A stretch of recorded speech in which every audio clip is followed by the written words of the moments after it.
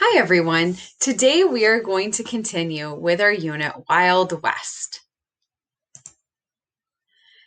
We're going to finish our text, A Pioneer Sampler, The Daily Life of a Pioneer Family in 1840 by Barbara Greenwood, illustrated by Heather Collins.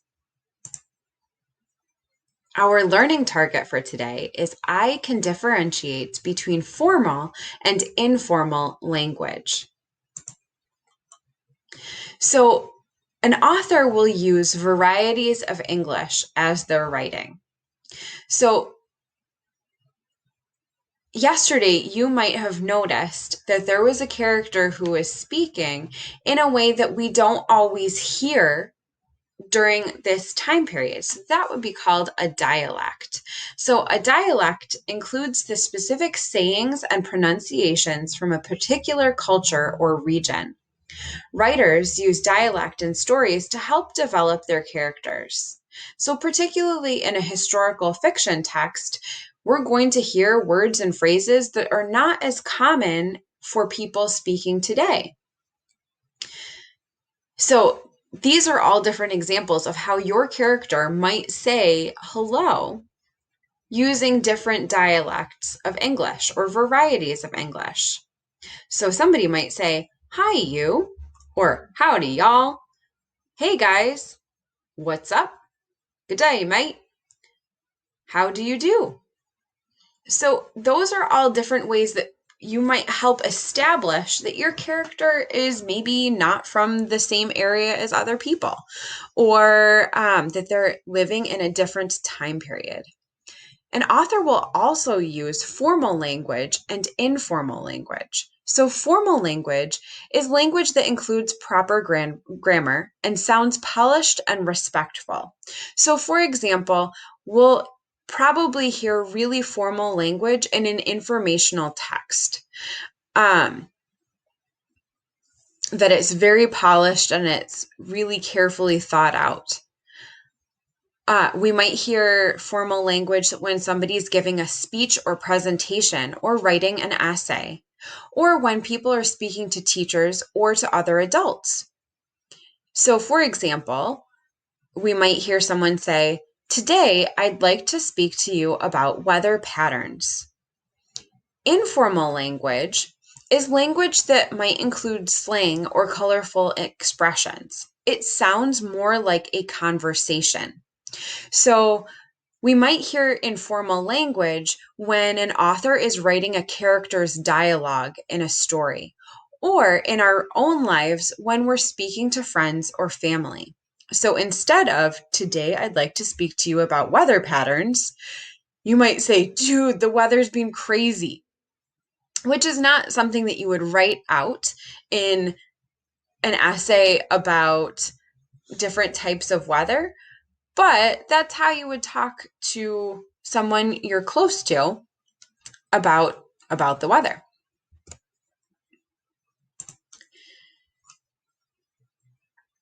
So in our text today, we're going to continue on page 293, harvesting. The hot days of summer brought hard work for the whole family. The Robertsons had two hayfields. One they had cleared themselves, and the other was a beaver meadow. Long before the Robertsons arrived on the land, beavers had dammed the river and flooded several acres. The trees died, the water dried up, and grass grew.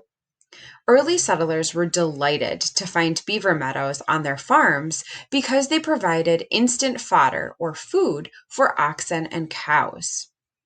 So when we look at this picture, I'm thinking, what does it look like these women are doing? I see that they're making bundles of something because it looks like they're tying up groups, and then it looks like they're making them into these sort of mounds.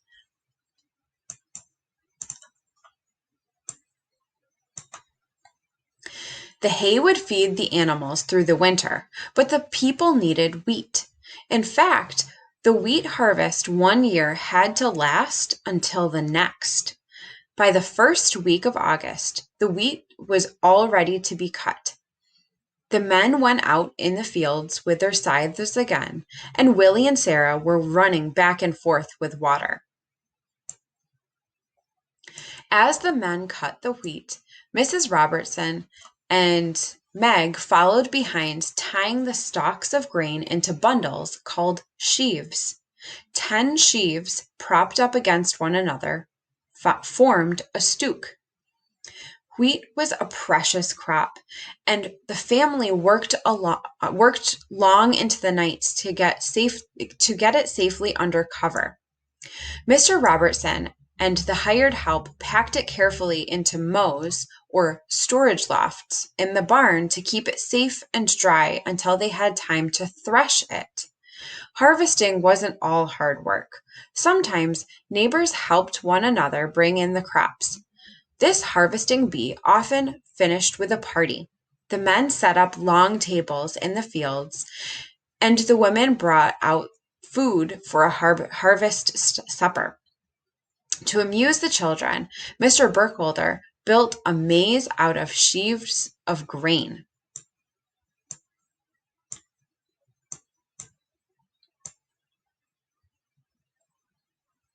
Farmers planned to harvest when the moon was full so that they had enough light to work until midnight if necessary.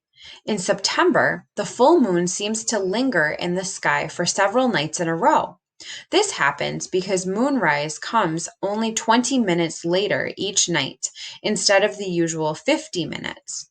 No wonder the September full moon was the harvest moon. Full moons were used all year round.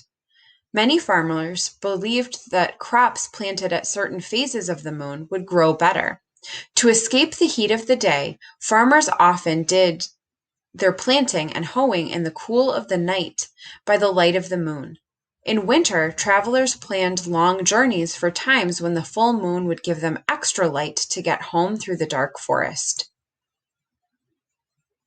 So here we can see that this looks like moonlight, and the farmer and his wife are out in the field, still harvesting. Reading the weather. So when I look at this image, I can see what a homestead would really look like. So I see that there are some fenced-off areas where there are animals being kept, and then there's a few buildings where the family would live, and probably they would have a barn and different shelters for their animals. Thanks to the weather forecasts, you can make plans not just for tomorrow, but for the whole week. Pioneers didn't receive reports from meteorologists. They predicted good and bad weather by watching for signals in the world around them. Try the pioneered method of forecasting the weather. Signs of good weather are birds flying high, smoke rising quickly, cicadas singing loudly, and heavy dew at night. Watch the clouds. The higher they are, the better the weather will be. These signs mean wet weather's coming. Smoke curling downward, dark cumulus or cotton ball clouds, overcast cirrus or long stringy clouds. A halo around the sun means rain within 10 to 12 hours. So today, I'd really like you to focus on when the author was using informal language and when are examples of when the author was using formal language in their writing. And as we just finished this text, what I'm going to have you do is think about our essential question. What character traits were needed in people who settled the West? So we're going to continue to fill out our knowledge map.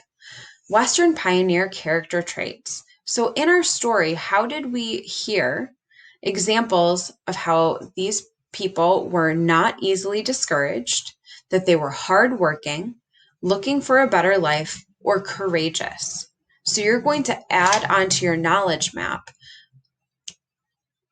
before ending today.